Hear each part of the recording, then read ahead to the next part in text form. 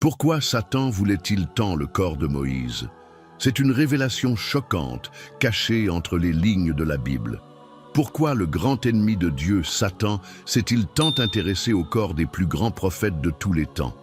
L'Épître de Jude, l'un des livres les plus courts du Nouveau Testament, met en lumière un événement intrigant, la dispute entre l'archange Michel et Satan au sujet du corps de Moïse. Jude, chapitre 1, verset 9.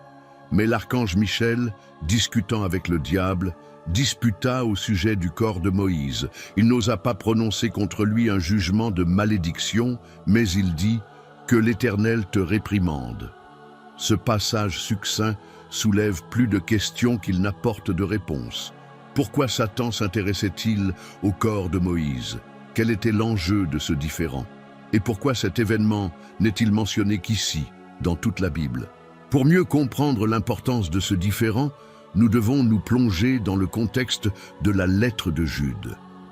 L'auteur écrit pour mettre en garde les chrétiens contre les faux enseignants qui ont infiltré l'Église, apportant des doctrines mauvaises et conduisant beaucoup de gens à s'éloigner de la foi. Jude, chapitre 1, verset 4. Jude utilise des exemples de l'Ancien Testament pour illustrer le jugement de Dieu sur ceux qui se rebellent contre lui, comme les Israélites incroyants, les anges déchus et les villes de Sodome et Gomorrhe. Jude, chapitre 1, versets 5, 6 et 7. C'est dans ce contexte de rébellion et de jugement que Jude mentionne la dispute entre Michel et Satan. Il utilise cet exemple pour montrer l'audace des faux enseignants qui blasphèment contre les autorités célestes. Jude, chapitre 1, verset 8.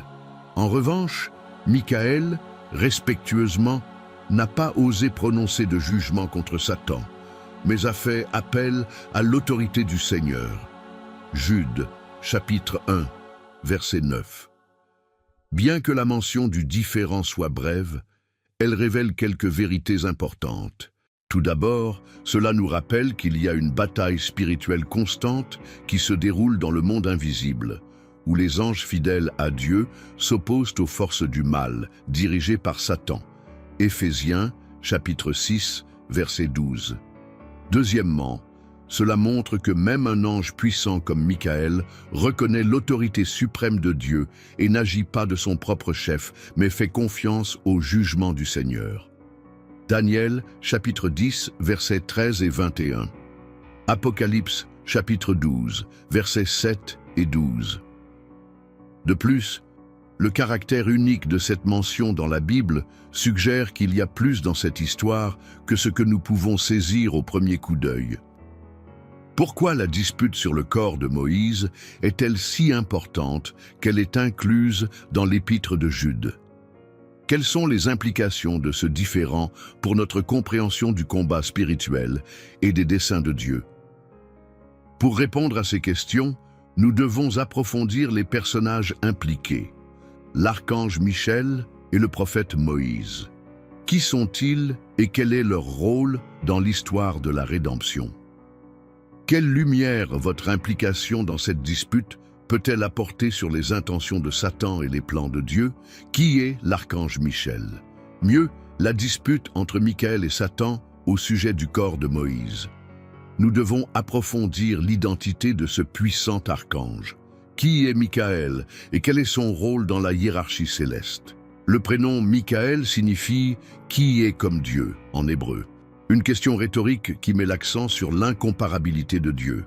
Ce nom suggère que Michaël est un défenseur de la suprématie et de la souveraineté divine, quelqu'un qui se bat contre ceux qui s'opposent à Dieu et usurpent son autorité.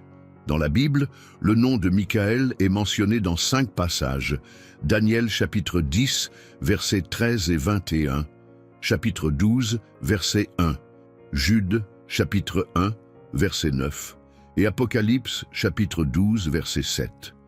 Dans ces passages, il est décrit comme l'un des principaux princes célestes, Daniel 10, 13, le grand prince qui protège le peuple de Dieu, Daniel 12, 1, l'archange qui dispute avec Satan, Jude 1, 9, le commandant des armées célestes qui combat contre le dragon et ses anges, Apocalypse 12, 7.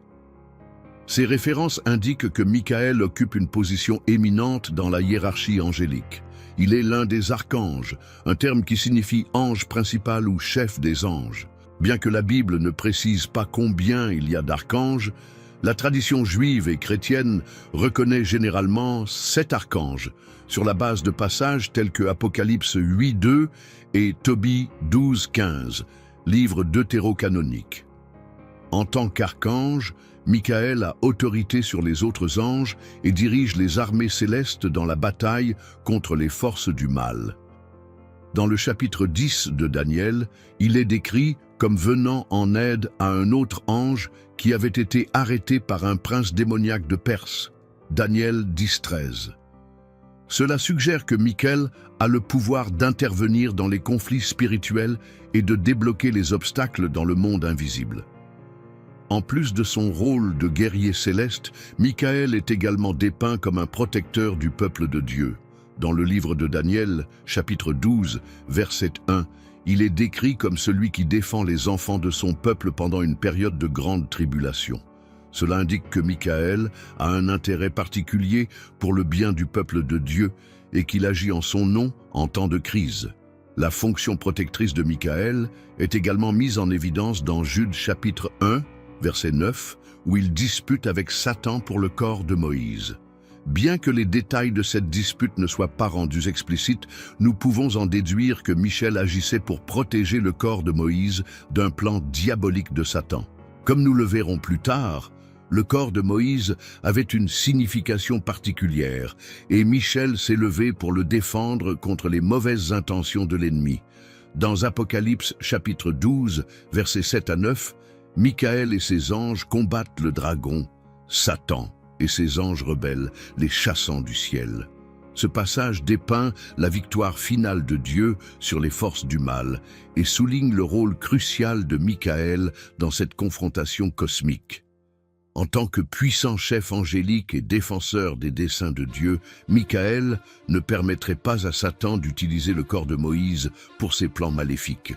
Il s'est levé pour protéger l'intégrité de ce serviteur fidèle et pour s'assurer que les plans de Dieu ne seraient pas contrecarrés alors que nous approfondissons notre compréhension de ces éléments. La lutte entre Michael et Satan deviendra de plus en plus importante et révélera les mystères des desseins de Dieu.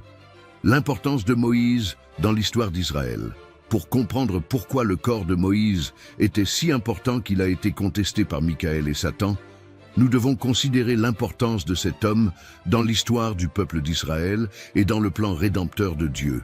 Moïse est l'une des figures les plus importantes de l'Ancien Testament. Il a été choisi par Dieu pour libérer les Israélites de l'esclavage en Égypte et les conduire à la terre promise.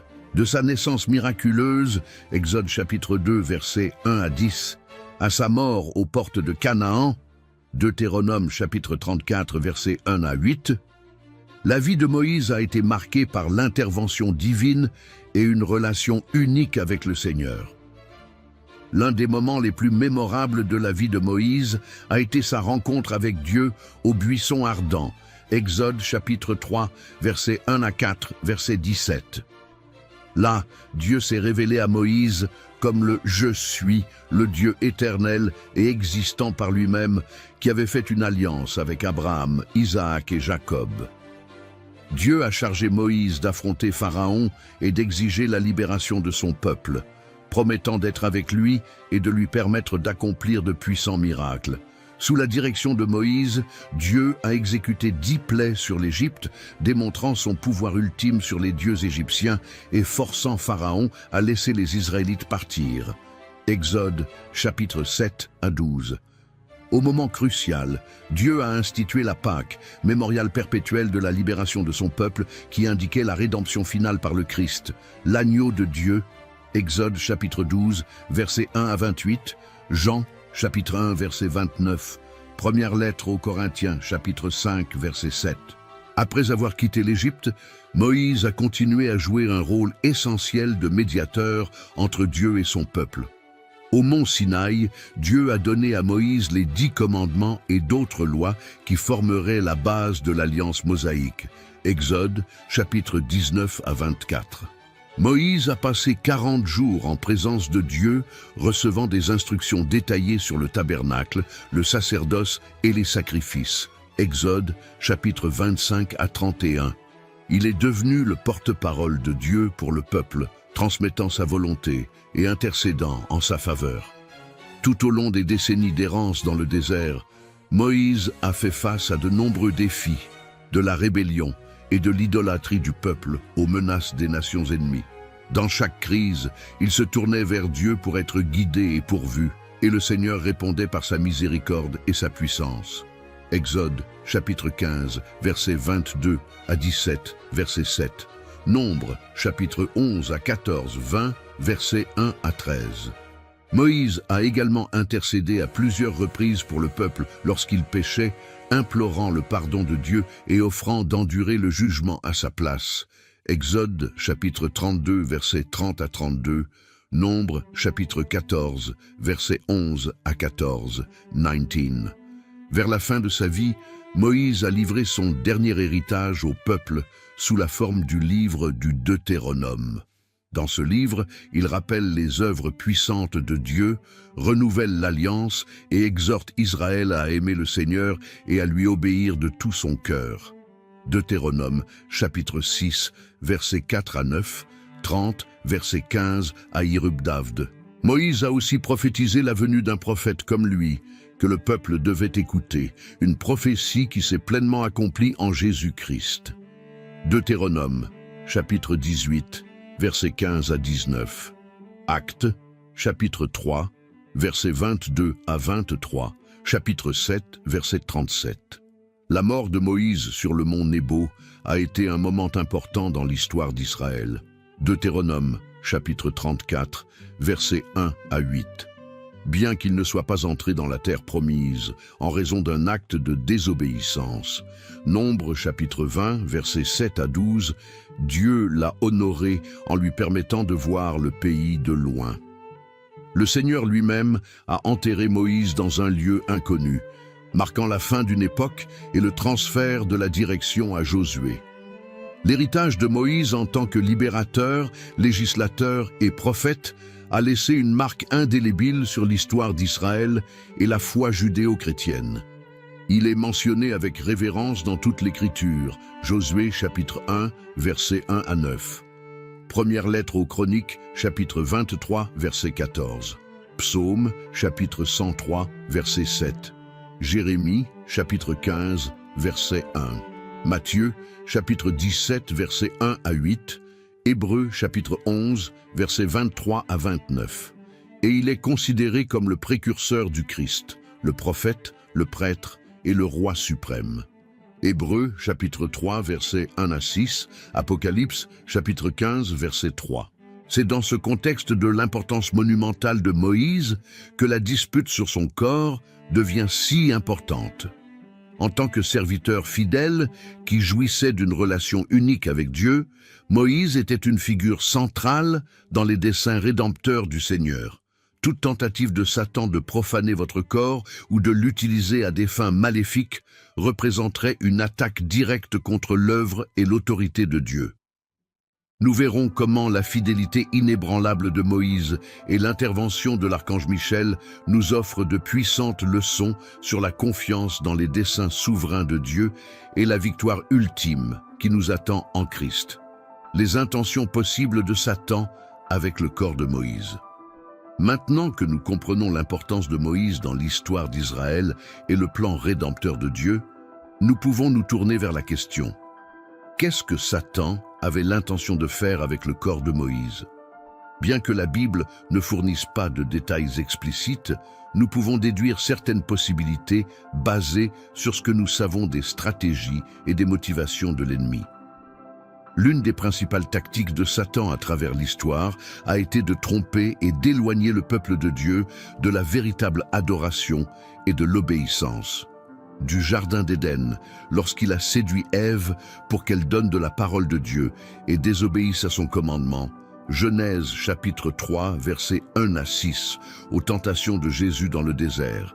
Matthieu chapitre 4, versets 1 à 11, Satan a cherché à déformer la vérité et à amener les gens à se rebeller contre le Seigneur. Dans le cas du corps de Moïse, il est possible que Satan ait voulu l'utiliser comme un moyen de tromper et d'égarer le peuple d'Israël.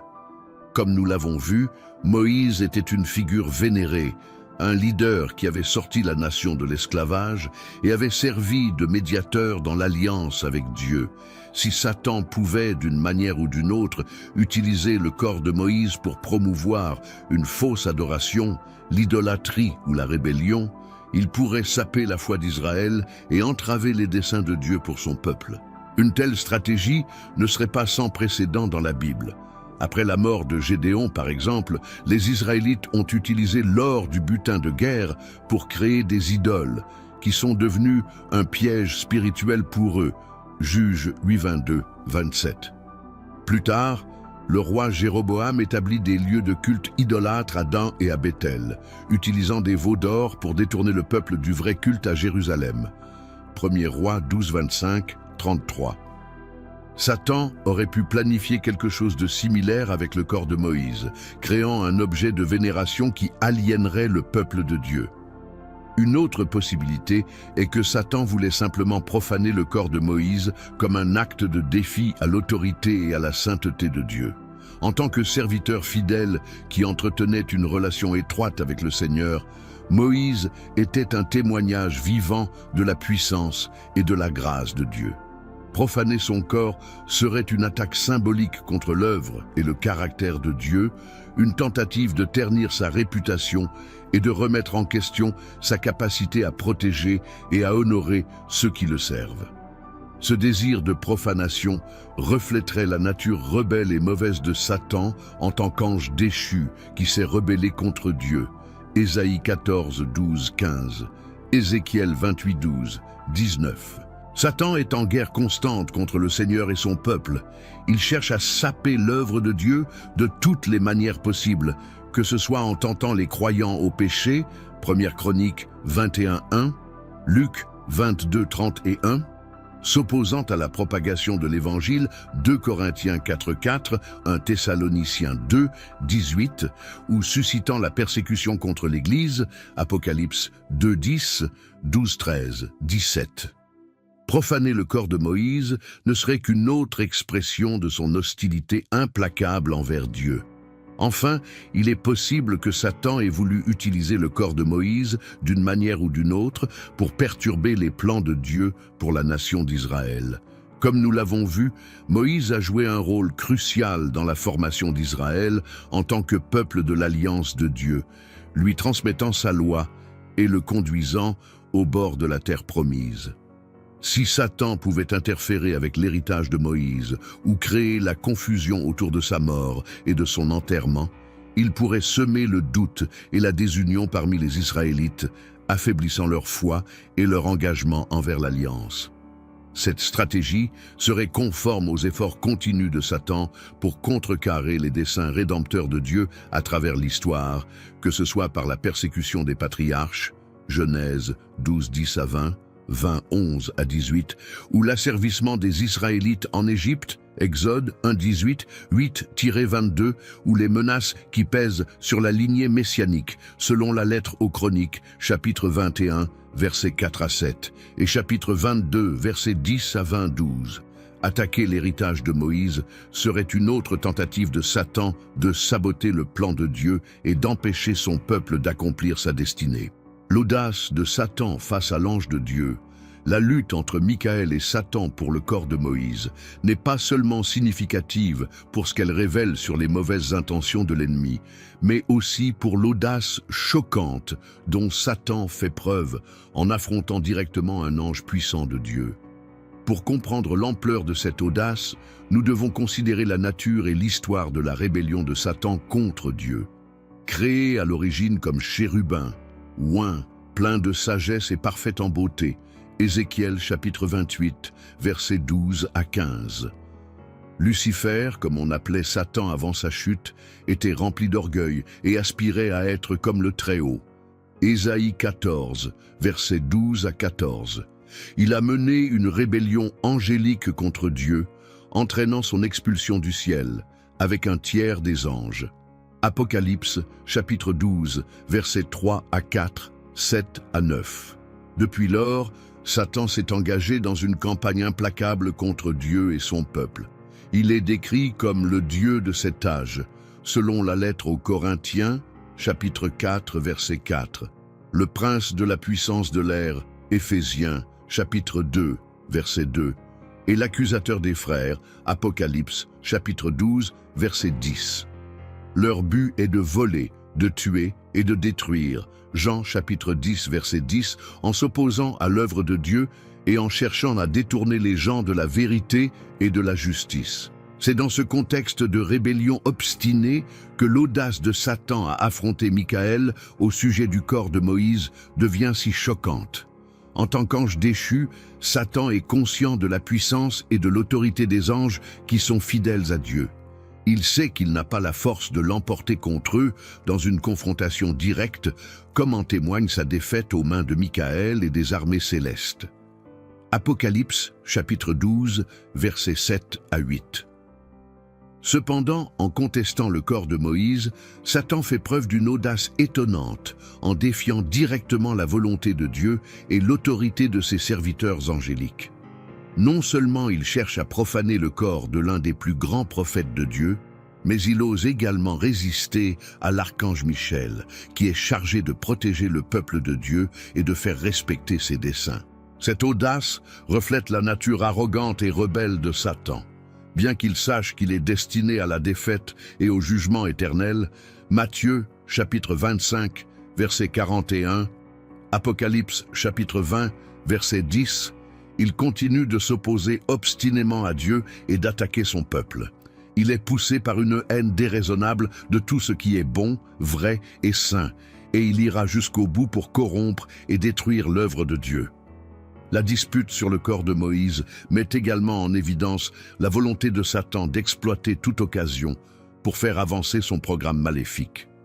Il est à la recherche d'échappatoires ou de faiblesses qu'il peut utiliser pour influencer, tenter ou attaquer le peuple de Dieu, soit par des tentations subtiles, première lettre aux Chroniques, chapitre 21, verset 1, accusation implacable, livre de Job, chapitre 1, versets 6 à 12, chapitre 2, versets 1 à 7, soit par des attaques directes, Luc, chapitre 22, verset 3, Actes, chapitre 5, verset 7, Saint-Cy, verset 13.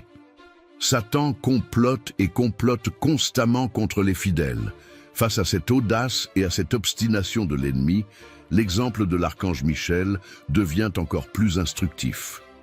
Bien qu'il ait été confronté à une situation provocatrice et à un adversaire puissant, Miguel n'a pas recours à des accusations arrogantes ou à des attaques impétueuses. Au lieu de cela, il fait appel à l'autorité suprême de Dieu, déclarant « Que le Seigneur vous réprimande ». Jude, chapitre 1, verset 9.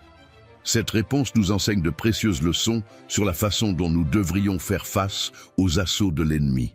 Bien que nous soyons appelés à résister au diable, Jacques, chapitre 4, verset 7, la première lettre de Pierre, chapitre 5, verset 9, nous ne devons pas le faire par nos propres forces ou notre propre sagesse. Nous devons, comme Michel, faire confiance à l'autorité et à la puissance de Dieu en invoquant son nom et en restant ferme dans sa vérité. Maintenant, nous allons explorer plus profondément la nature de la bataille spirituelle entre le bien et le mal et les leçons que nous pouvons tirer de l'exemple de Michaël et d'autres personnages bibliques. Nous verrons comment, malgré l'audace et l'obstination de l'ennemi, nous pouvons avoir confiance dans la victoire finale de Dieu et dans la protection qu'il offre à tous ceux qui ont confiance en lui. Le rôle des anges dans le combat spirituel. La lutte entre Michaël et Satan pour le corps de Moïse nous offre un aperçu fascinant du monde spirituel invisible et du rôle crucial que jouent les anges dans la bataille cosmique entre le bien et le mal. Tout au long des Écritures, nous voyons des anges activement impliqués dans la réalisation des desseins de Dieu et la protection de son peuple. De l'ange qui gardait l'entrée du jardin d'Éden après la chute, Genèse chapitre 3, verset 24, aux anges qui serviront les fidèles pendant la tribulation, Apocalypse chapitre 7, versets 1 à 3, 14, versets 6 à 7, ces êtres célestes servent d'agents de la volonté divine et de défenseurs de la justice. L'une des principales fonctions des anges dans le combat spirituel est celle de messagers et d'interprètes de la révélation divine. Tout au long de la Bible, les anges ont parlé aux individus pour transmettre des messages, des avertissements et des instructions de Dieu. Ils ont annoncé la naissance d'Isaac à Abraham, Genèse chapitre 18, versets 1 à 15. Ils ont consolé Agar dans le désert, Genèse chapitre 16, versets 7 à 14. Ils ont guidé Gédéon dans sa campagne militaire, Juges chapitre 6, versets 11 à 24. Et a révélé la naissance de Jésus à Marie et aux bergers, Luc chapitre 1, versets 26 à 38, 2, versets 8 à 14. Par leur ministère, les anges aident le peuple de Dieu à comprendre sa volonté et à s'aligner sur ses desseins. En plus de leur rôle de messager, les anges sont également activement impliqués dans la protection et le renforcement des fidèles. Le psaume 91, versets 11 et 12 déclare « Car il donnera ses anges pour te garder dans toutes tes voies. Ils te tiendront dans leurs mains, de peur que tu ne heurtes ton pied contre une pierre. » Les anges sont désignés par Dieu pour veiller sur son peuple, offrant une protection physique et spirituelle contre les attaques ennemies, selon la lettre aux rois, chapitre 6, versets 15 à 17. Daniel, chapitre 6, verset 22. Actes, chapitre 12, versets 7 à 11. La Bible nous donne des aperçus de ces affrontements cosmiques, comme lorsque le prince du royaume de Perse a résisté à l'ange qui a apporté un message à Daniel, exigeant l'intervention de Michel. Daniel, chapitre 10, versets 12 à 14. Dans l'Apocalypse, nous voyons Michael et ses anges faire la guerre aux dragons et à ses anges rebelles, ce qui entraîne l'expulsion de Satan du ciel. Apocalypse, chapitre 12, versets 7 à 9. Ces exemples nous rappellent que le combat spirituel n'est pas seulement mené dans le domaine physique, mais aussi dans les royaumes célestes invisibles. Il est important de noter que si les anges sont des êtres puissants, engagés dans un combat spirituel, ils ne devraient pas être l'objet d'adoration ou de vénération. Quand Jean se jeta aux pieds de l'ange pour l'adorer, celui-ci le corrigea rapidement en disant « Voici, ne fais pas une chose pareille, je suis votre compagnon de service et vos frères qui gardent le témoignage de Jésus. Adorez Dieu. » Apocalypse chapitre 19, verset 10. Les anges sont les serviteurs de Dieu, tout comme nous, et toute la gloire et l'honneur appartiennent au Seigneur seul. Nous luttons non seulement contre la chair et le sang, mais aussi contre les principautés et les puissances spirituelles. Éphésiens, chapitre 6, verset 12. Cependant, nous n'avons pas à craindre, car le Dieu qui commande aux armées célestes est de notre côté, comme le dit Romains, chapitre 8, verset 31. Si Dieu est pour nous, qui peut être contre nous? Par la prière, la foi et la soumission à Dieu, nous pouvons nous positionner du côté victorieux du conflit cosmique, confiant que celui qui est en nous est plus grand que celui qui est dans le monde. Première lettre de Jean, chapitre 4, verset 4. Le combat spirituel constant, la lutte entre Michael et Satan pour le corps de Moïse, n'est pas un événement isolé, mais plutôt une partie d'un combat spirituel en cours qui a été mené depuis la chute de Lucifer. Cette bataille entre le bien et le mal imprègne toute l'histoire de l'humanité et a de profondes implications pour nos vies et notre foi. La Bible indique clairement que Satan, après sa rébellion contre Dieu, a été précipité sur terre, avec un tiers des anges qui l'ont suivi. Apocalypse, chapitre 12, versets 3 et 4. Depuis lors, il a travaillé en tant que prince de ce monde, Jean, chapitre 12, verset 31. 14, verset 30, 16, verset 11, cherchant à aveugler l'esprit des incroyants. Deuxième lettre aux Corinthiens, chapitre 4, verset 4, et à détourner les gens de la vérité de Dieu. Première lettre à Timothée, chapitre 4, verset 1. Deuxième lettre à Timothée, chapitre 2, verset 26. Tout au long des Écritures, nous voyons Satan employer une variété de stratégies pour perturber les desseins de Dieu et attaquer son peuple. Il est décrit comme un menteur et le père du mensonge. Jean, chapitre 8, verset 44. Aussi tentant. Matthieu, chapitre 4, versets 1 à 11. Première lettre aux Corinthiens, verset manquant, chapitre 7, verset 5. Accusateur. Apocalypse, chapitre 12, verset 10. Et le lion rugit, cherchant qui il peut dévorer. Première lettre de Pierre, chapitre 5, verset 8. Il s'efforce de semer la discorde, de promouvoir le péché et d'éloigner les gens de Dieu. Un exemple frappant de la tactique de Satan peut être vu dans la chute de l'humanité dans le Jardin d'Éden. Genèse, chapitre 3, versets 1 à 7. Par sa ruse et sa tromperie, il a soulevé des doutes sur la bonté et la vérité. Séduire Ève pour qu'elle désobéisse au commandement divin. Ce schéma de tromperie et de tentation s'est répété tout au long de l'histoire, alors que Satan cherche à corrompre la création de Dieu et à contrecarrer ses plans rédempteurs. Un autre exemple des machinations de Satan se trouve dans le livre de Job. Avec la permission de Dieu, Satan a attaqué Job avec une série d'épreuves et d'afflictions dans le but de le faire maudire Dieu. Job, chapitre 1, versets 6 à 22. Chapitre 2, versets 1 à 10. Bien que Job soit resté fidèle au milieu de la souffrance, son histoire illustre la détermination de Satan à tester et à attaquer la foi des croyants. Il est nécessaire que les chrétiens soient conscients du combat spirituel dans lequel ils sont engagés et qu'ils soient équipés pour faire face aux assauts de l'ennemi. Dans Éphésiens chapitre 6, versets 10 à 18, nous sommes exhortés à revêtir toutes les armes de Dieu, afin que nous puissions tenir ferme contre les ruses du diable.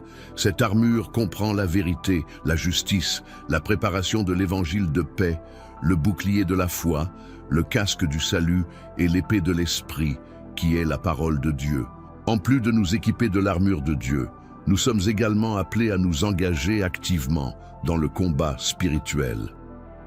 Dans Éphésiens chapitre 6, verset 18, il nous est demandé de prier avec toute prière et supplication dans l'esprit, de veiller avec toute persévérance et supplication pour tous les saints. La prière est une arme puissante dans le combat spirituel, nous permettant d'accéder à la puissance et à la protection de Dieu et d'intercéder pour les autres. Bien que le combat spirituel soit réel, nous ne devons pas nous laisser submerger par la peur ou la paranoïa. En tant qu'enfants de Dieu, nous avons l'assurance que celui qui habite en nous est plus grand que celui qui est dans le monde. Première lettre de Jean, chapitre 4, verset 4. Grâce à la foi au Christ et à la confiance en ses promesses, nous pouvons tenir ferme et victorieux, même face à l'opposition de l'ennemi. Leçon sur la confiance dans les desseins de Dieu. La dispute entre Michaël et Satan au sujet du corps de Moïse nous offre de profondes leçons sur l'importance de faire confiance aux desseins souverains de Dieu, même lorsque nous ne comprenons pas pleinement ses voies. L'un des aspects les plus intrigants de ce récit est qu'il met en évidence l'intérêt de Dieu pour des détails apparemment insignifiants, tels que le sort du corps de Moïse après sa mort. Bien que cela puisse sembler être un détail mineur dans le grand schéma des choses, Dieu s'est suffisamment soucié d'envoyer l'archange Michel pour intervenir et protéger les restes de son fidèle serviteur. Ce soin méticuleux de Dieu nous rappelle que rien n'échappe à son attention ou n'échappe à son contrôle. Dans Matthieu chapitre 10, versets 29 à 31, Jésus dit « On ne vend pas 2 moineaux pour un denier. Et aucun d'eux ne tombera à terre sans le consentement de ton Père. Et même les cheveux de votre tête sont comptés. N'aie pas peur, car tu vaux plus que beaucoup de moineaux. Si Dieu se soucie des détails de la vie des oiseaux, combien plus se soucie-t-il de tous les aspects de nos vies et de nos circonstances? Cette conscience de la souveraineté et de l'attention de Dieu devrait nous remplir de confiance et de paix, même lorsque nous sommes confrontés à des situations difficiles ou incompréhensibles. Tout comme Dieu avait un but en protégeant le corps de Moïse, il a aussi un but pour chaque événement et circonstance qu'il permet dans nos vies. Romains, chapitre 8, verset 28, nous assure: « Nous savons que toutes choses concourent au bien de ceux qui aiment Dieu, de ceux qui sont appelés selon son dessein. » Un autre aspect important de la confiance dans les desseins de Dieu est la volonté d'attendre en son temps et dans ses voies. Dans le cas de Moïse, Dieu a choisi d'intervenir et de protéger son corps au bon moment, en envoyant Michaël affronter Satan. Bien que nous ne comprenions peut-être pas le calendrier de Dieu ou la raison de ses retards apparents, nous pouvons être sûrs qu'il travaille toujours dans les coulisses pour accomplir ses plans parfaits. La vie de Joseph l'illustre puissamment, car il a traversé des années de souffrance et d'épreuves avant de voir l'accomplissement des rêves que Dieu lui avait donnés. Genèse, chapitre 37 à 50. Malgré les circonstances douloureuses et injustes, Joseph a maintenu sa foi et sa confiance en Dieu et a finalement pu déclarer à ses frères: « Vous m'avez voulu du mal, mais Dieu l'a voulu pour le bien, pour faire ce qui est aujourd'hui, pour garder beaucoup de gens en vie. » Genèse, chapitre 50, verset 20. Comme Joseph, nous sommes appelés à faire confiance au dessein de Dieu, même lorsque nous rencontrons des revers, des déceptions ou des retards. Hébreux, chapitre 10, versets 35 à 36 nous exhorte: « N'abandonnez pas votre confiance, elle a une grande récompense, parce que vous avez besoin d'endurance, afin que, après avoir fait la volonté de Dieu, vous obteniez la promesse. » La dispute sur le corps de Moïse nous rappelle que les desseins de Dieu s'accomplissent souvent de manière mystérieuse et inattendue. L'intervention de Michel et la défaite de Satan dans cette bataille céleste n'auraient pas été anticipées par les observateurs humains, mais elles faisaient partie du plan souverain de Dieu pour protéger son serviteur et accomplir ses desseins éternels. Cela devrait nous encourager à faire confiance à Dieu, même lorsque ses voies semblent déroutantes ou contraires à nos attentes. Ésaïe, chapitre 55, versets 8 et 9, déclare: « Car mes pensées ne sont pas vos pensées, et vos voies ne sont pas mes voies, dit l'Éternel.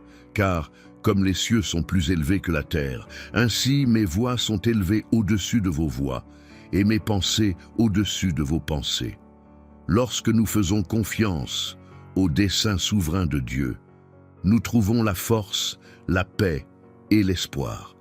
Peu importe ce que la vie nous réserve, nous pouvons nous reposer dans l'assurance que notre Père céleste est aux commandes, qu'il fait tout pour notre bien et pour sa gloire, tout comme il l'a fait dans la vie de Moïse et d'innombrables autres à travers l'histoire.